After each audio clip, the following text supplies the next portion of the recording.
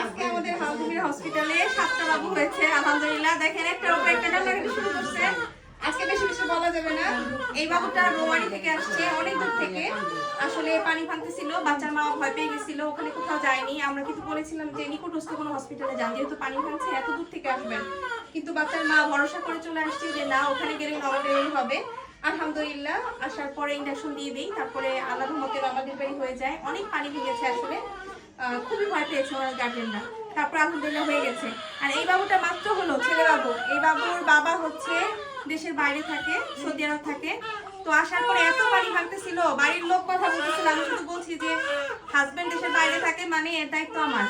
বলছি না এই কথাটা অনেকবার বলছি, আপনারা টেনশন করেন না, আমি দায়িত্ব নিছি বাচ্চার। কারণ আমি বারবার বলছি যাদের হাজবেন্ড দেশের বাইরে থাকে তাদের বাচ্চার দায়িত্ব আমার, আমি দায়িত্ব নিয়ে করাবো।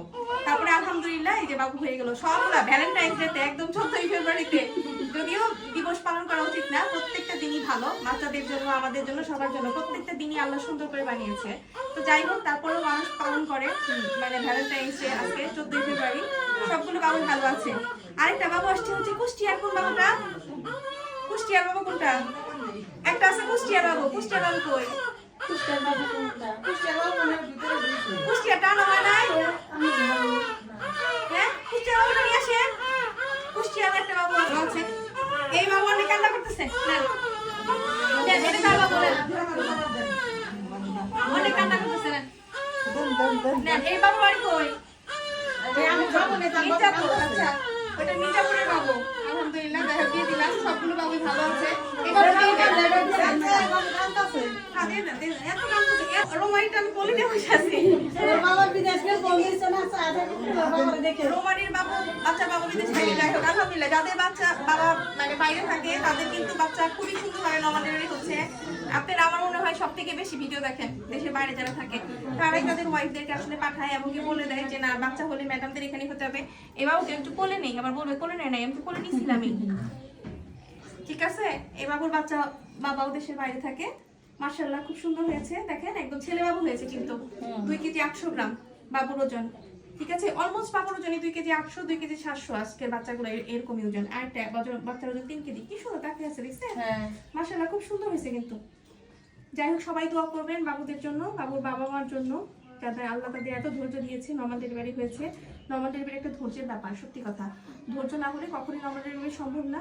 ধৈর্য ধরলে নর্মাল ডেলিভারি হয়ে যায়। যে যেখানে আছেন সেখান থেকে নর্মাল ডেলিভারি চেষ্টা করবেন। দেখেন এখন সবগুলা কান্না থামে গেছে। ওই পিচ্চিটা বেশি কান্নাকাটি করতেছিল। যাই হোক সবাই বাবুদের জন্য দোয়া করবেন, আমাদের আলজমিরা হসপিটালের জন্য দোয়া করবেন, যাতে এইভাবে নর্মাল ডেলিভারি হয়ে যায়, সব বাচ্চা যাতে সুস্থ থাকে। আর আপনি একটা জিনিস চিন্তা করবেন যে শুরু থেকেই ওই যে দেখলেন তো একটা বাচ্চা যেটা অসুস্থ হয়েছে, আমাদের আজকে কিন্তু একটা বাচ্চা অসুস্থ হয়েছে জন্মের পরে, কান্নাকাটি করেছে সবকিছু, বাট এটা জন্মগতভাবে অসুস্থ। ওনারা একদম শুরু থেকেই কোনো ওষুধপত্র খায় নাই, একটা ডক্টর দেখায় নাই, কিছু করে নাই। ঠিক আছে, একদম শেষ সময় নিয়ে আসছে। বাচ্চার মা অ্যানিমিক ছিল, সিভিয়ার অ্যানিমিক ছিল। বাচ্চা হওয়ার পরে একদম লেথার্জিক ছিল, মানে বাচ্চা যে মানে একদমই জন্মগতভাবে দুর্বল সেটা বোঝাই যাচ্ছিল। আপনারা সবাই তো দেখছেন দেখি অবস্থা, তাই না?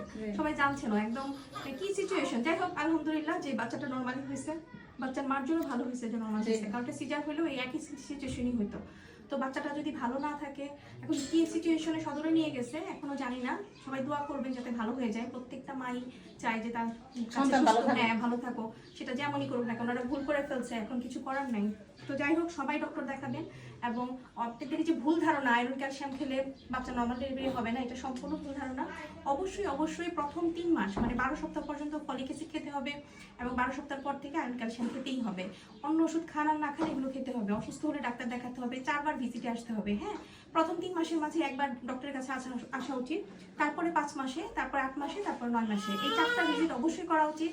আর 4টা আলটা, প্রথম 12 সপ্তাহের মাঝে একটা আলটা করতে হবে, একটা হচ্ছে 18 থেকে 22 সপ্তাহের মাঝে অ্যানোমালি স্ক্যান করতে হবে, আর একটা আলটা করতে হবে 8 মাসে, একটা 9 মাসে। এইগুলো আসলে করতেই হবে।